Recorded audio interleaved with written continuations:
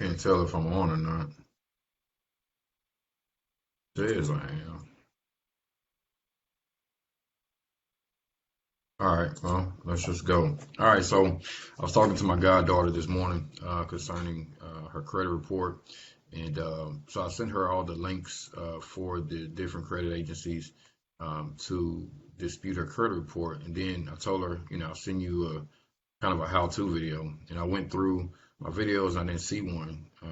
I know I have spoken about credit reports and credit disputes before, but I couldn't find a how-to. So I just wanted to quickly do this one. What you're looking at right now is Enovis, fourth largest credit bureau in the country, in the U.S. They are not part of the big three to make your quote unquote credit score. But when it comes to employment and rental history and things like that, this company is worth taking a look at to dispute your credit report. Of course, I'm going to put the links for these different companies for the disputes in the video. Quickly go through them real quick. So that's TransUnion, that's Equifax, and then we got Experian somewhere over here. No, it's Equifax. There we go. And there is Experian. Okay. And then what I'm going to do is I'm going to log into my account and just take you real quickly through.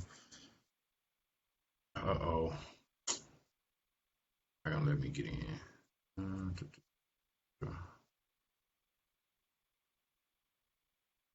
Where it's always something. I was just in this account. Now they're not letting me in.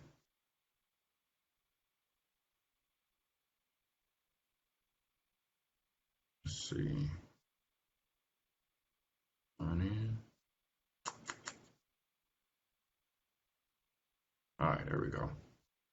All right, so now as you see here right off, there's no credit freeze, nor is there a fraud alert. And what I advise everyone to do is first thing the first is place an alert on your account. Okay, what that does is it simply says that, hey, there may be something wrong with my credit report, and I'm going to report it. Okay, so you see here there is an initial 1 year fraud alert. You put that on there, and it's good for a year. Every year you get a free credit report, so every year it's a good idea to come in here and add this alert. Also, too, this is just a chore, right? The credit bureaus give you 45 days to come in and do this every 45 days. I recommend, every 2 to 3 months is a good idea to come in and just dispute everything negative on the credit report. We're gonna quickly go through. Um, I'm not gonna I'm not gonna do well. Yeah, I'll do this real quick.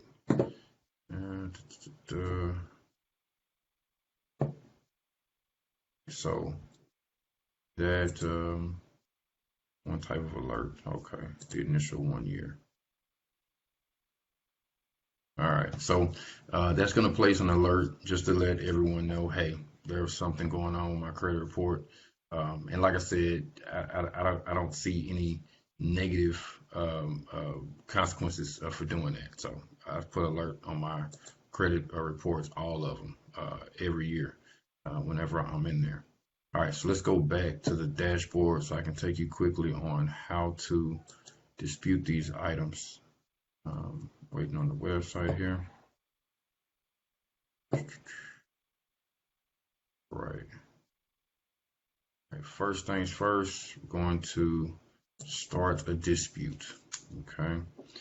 And delivery results. Now, this is new. Okay. The delivery results used to come in the mail. And so now they're doing this stuff online. I prefer my stuff in the mail, but they won't allow you to do this without accepting going online and getting your results. So that means you'll have to log back in after 30 or 45 days to check the status of your credit report and to see what has been taken off and what hasn't. All right, first things first, everyone's report is probably going to have um, um, multiple names. You see mine, just one name, and that's because I've disputed this so many times that now I just have one name on there, okay? But I see a lot of people, sorry about that, I'm trying to, when I go into a lot of people's accounts, I see, um, 5, 6 different names. A long time ago, they had me as Ron, they had me as Lee, they had my last name misspelled at one point, and so you want to go in and you want to dispute that. And so you see here on the right, you have dispute this. Okay, so I don't have any names to dispute, but if I did, I would dispute them there. Okay, my name is not correct. Put the correct name. Okay. Um, Go back. All right. Now, one thing that we do see here, sometimes there'll be multiple dates of birth too. All that stuff needs to get cleaned up. We need to have one name, one social, one date of birth, one phone number, one address. Okay. So as you can see here on my report, there's multiple addresses here. All right. Now, whether or not these addresses are correct or not, I don't care. Okay. All I care about is I have one address for my credit report. One. I don't want multiple addresses. What that means is that when I apply for something, there's one address that I'm going to use. I'm not going to use 10 different addresses. If some creditor out there has my name and my information with a different address on it, that's bogus. It's fraudulent, right? So here's what we're going to do. We're going to dispute the first one, and they're going to say, why are we disputing it, right? Fraudulent address, okay? And of course, when you do that, they're going to want some proof of address. Now, that is part of this that you will need to do, which is that once you finish doing all your disputes, you will then need to mail in, okay, a copy of your driver's license or some ID, okay, a utility bill, all right, and if you have it, your social security card, okay. And what this does is it verifies your identity with the credit bureaus, and on the letter, you can simply say, erase everything that's. Hey, I'm trying to do a video. I'll talk to you in a minute. All right. You simply say, this is my only address, this is my only social, this is my only name, dispute everything else, okay? If you happen to have ID or driver's license with a different address on it than what you want on your credit report, I suggest changing your address on that ID. Simple as that, okay? They will accept other things other than a driver's license or other than a state ID, but of course, that's the easiest one, right? So you see the list of them here. That's the benefit of doing this.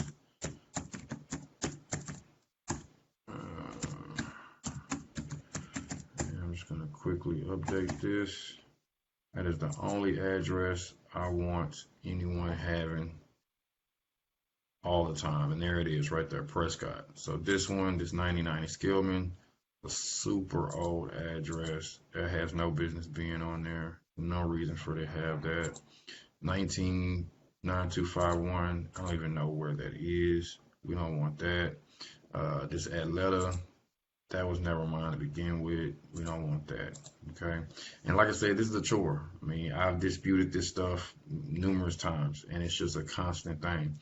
What happens is when you dispute it, it puts a note on the account that says this address is in dispute.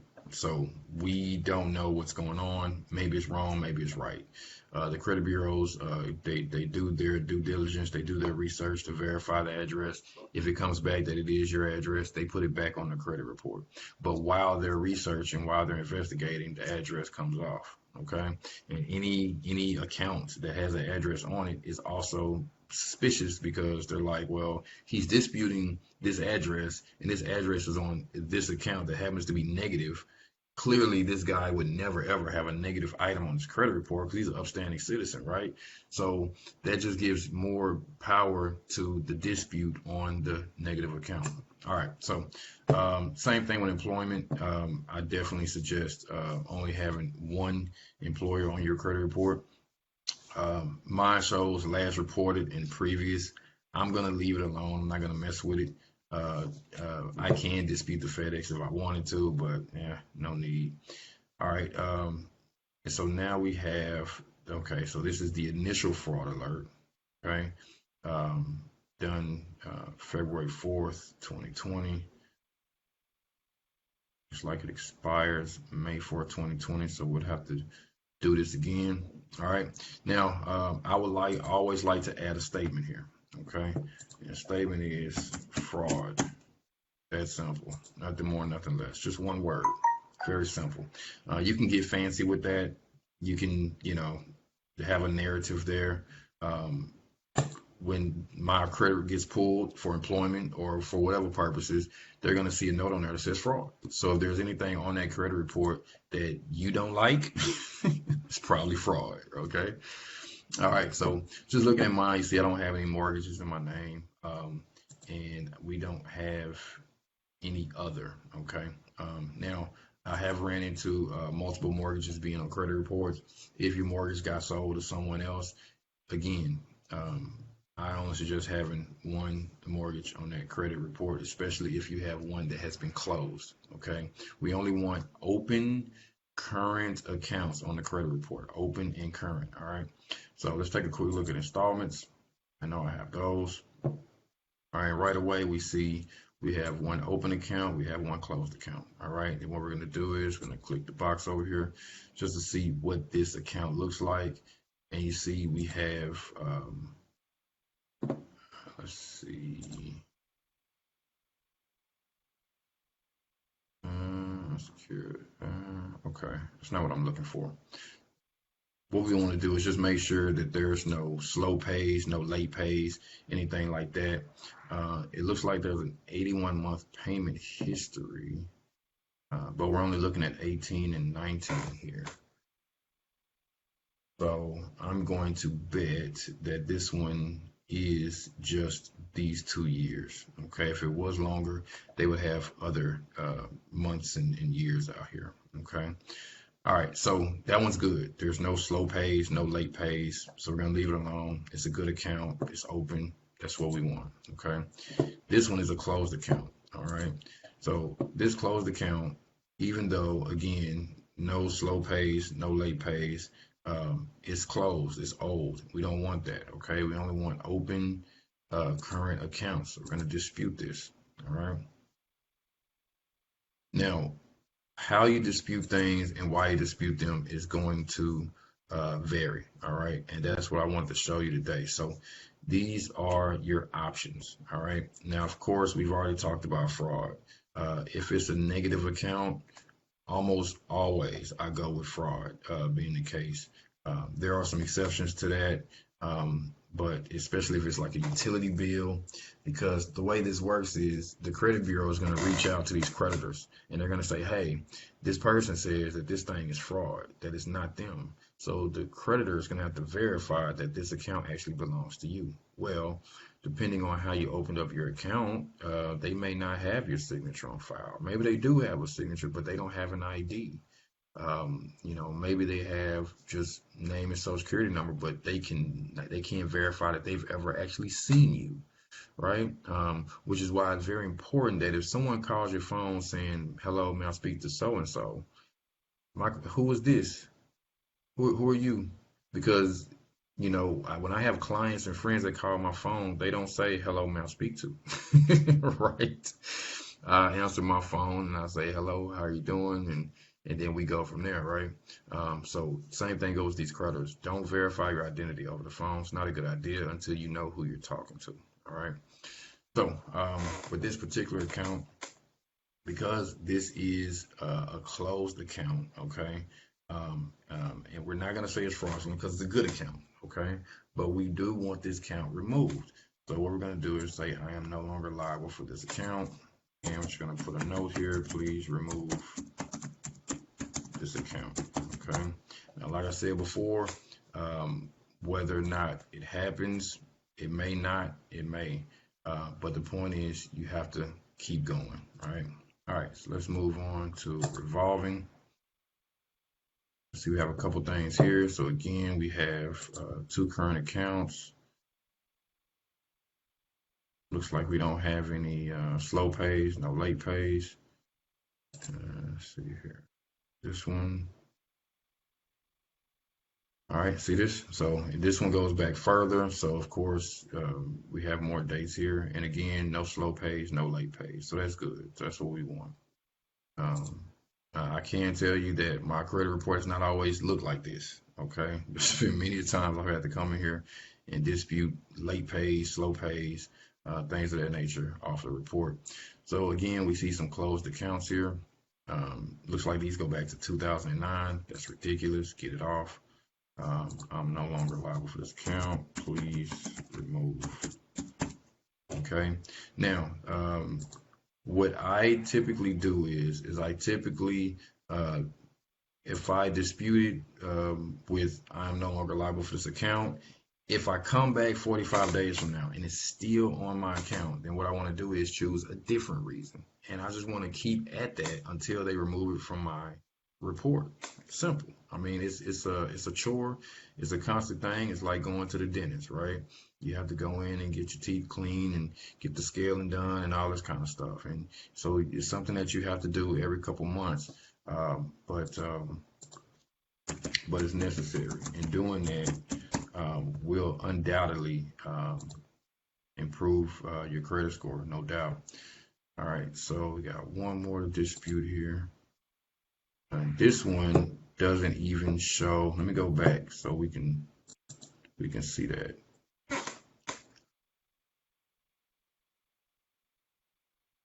So let me go back. There we go. Cancel. All right, so let's look at this one. But this one doesn't show anything. Date close was November 19, open in 2014. Credit limit was 750, but there's no high limit. Must review 3. Paid and closed. I mean, this is not mine. And it says PayPal. I've never had any sort of credit with PayPal. So we're gonna dispute this. Fraudulent. This is a fraudulent account opened by someone who stole my identity. That's simple. Okay. And that's it. And we're gonna let's just check negative information. There's not gonna be anything there. No collections, no public records. Now this is another inquiries. Another thing that you'll definitely want to dispute. These inquiries will actually knock off, I think it's almost a point for each one or something like that. And so I go in and I dispute all of these. And I mean, like I said, come in here and really look at this stuff. I mean, look at this, Capital One Bank. I don't have anything with Capital One Bank at all. No business whatsoever. I've never applied for anything with them. So either I did not authorize or fraudulent.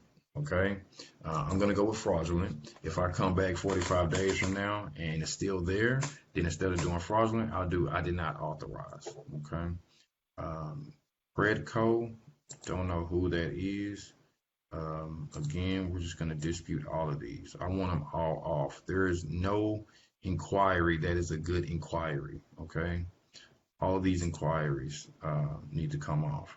Now, the one thing that I am going to do a little different here is for the accounts that are in good standing, the ones that I want on my credit, okay, I'm going to simply say that I did not authorize this, okay?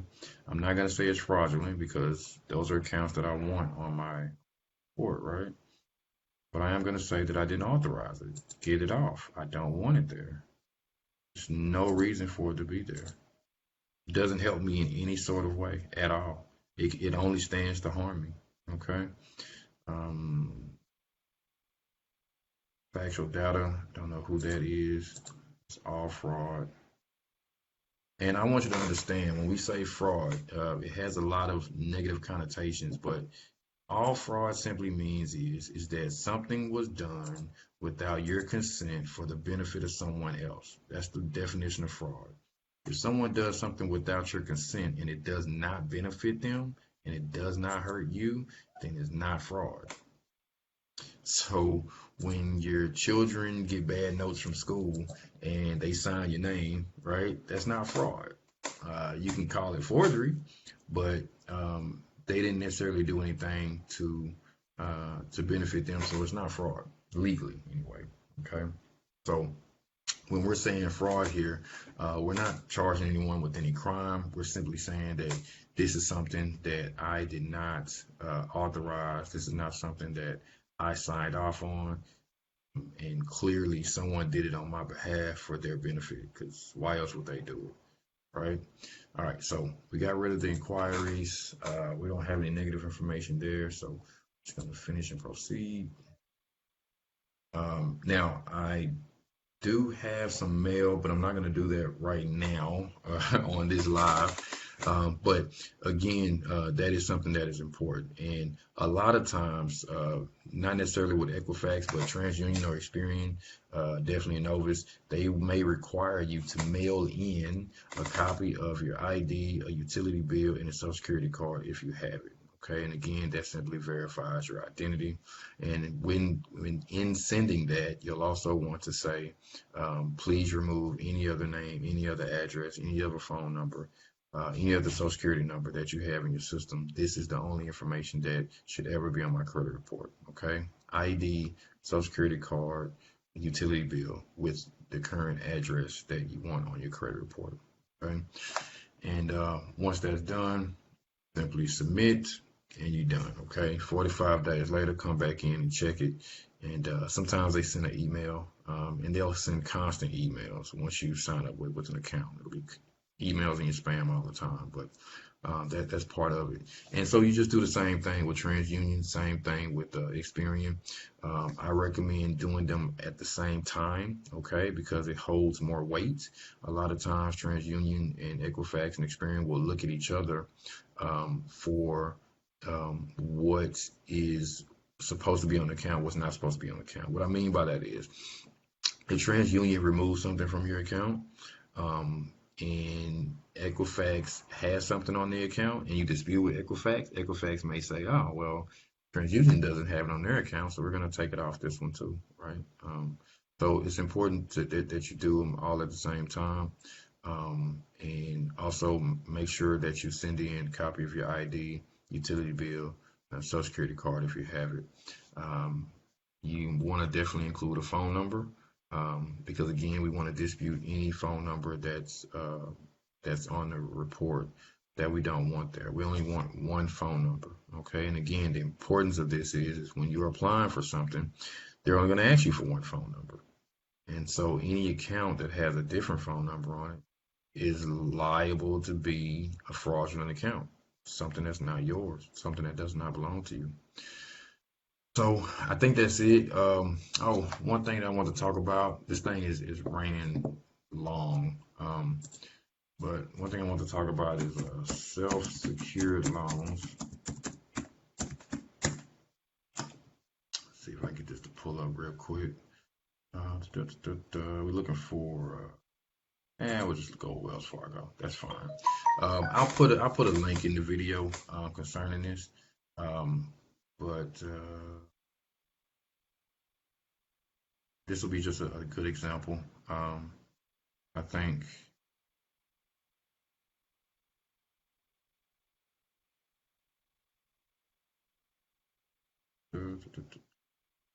Oh, this is what I was trying to get to. Oh, come on. All right, so this is Wells Fargo, okay? But there's many banks that'll do this, and like I said, I'll link to it in the video. Bankrate.com is a really good resource. Self-secured loans, what it simply is you put money into a savings account. and let's say $500, because some of them actually do offer Social Security loans for $500. Put $500 in the account, and you will receive a loan for $500, and you will have now $1,000 in your account, but only 500 of that thousand is available to you. Okay. And so what I suggest is you don't touch the $500. Just leave it in there and use the money that they gave you to pay off the $500 loan. Okay. You will pay a little bit of interest, but that's the purpose of building your credit. You have to pay interest. If you have a credit card, you have to carry a balance on that card. I didn't talk about this when I was showing my revolving accounts, but there's one card that you notice didn't have a balance. Okay, that's on purpose. I don't carry a balance on that card. There is another account though that always has a balance, and I always make payments on it. I never pay it off because that's what builds credit, and that's the one that I've had the longest. So you have to pay interest. It's literally like paying for credit, okay?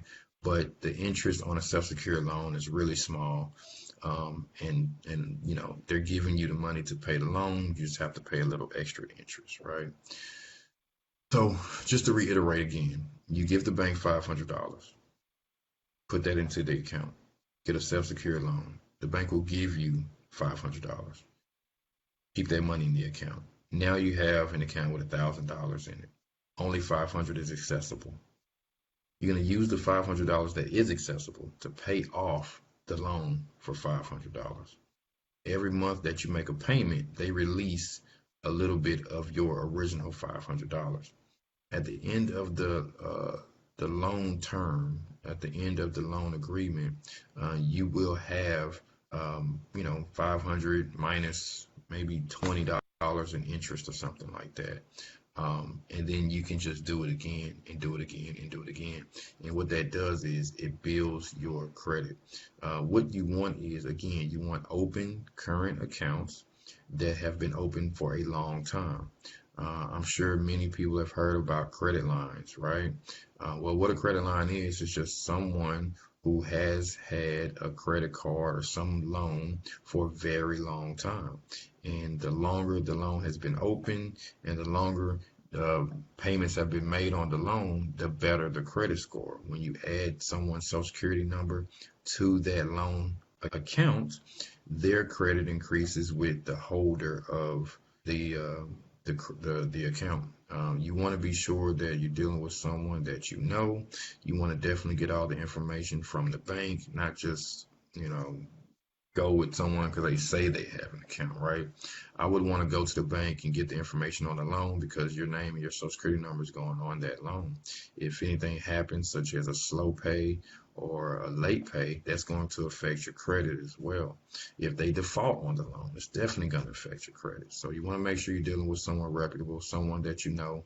And again, you want to verify the loan. You want to verify how long the loan has been around and what payments have been made on the loan. You want to make sure there hasn't been any slow pays or late pays on that loan ever. Because like I said, as soon as you add your name and social to that, it goes on your report. Okay. I think that's it. I've carried this way too long, but I wanted to make sure I got this information out there. And of course, as always, if there's ever any questions, any concerns, please reach out. I love talking about this stuff, and I don't mind helping where I can. From me to you.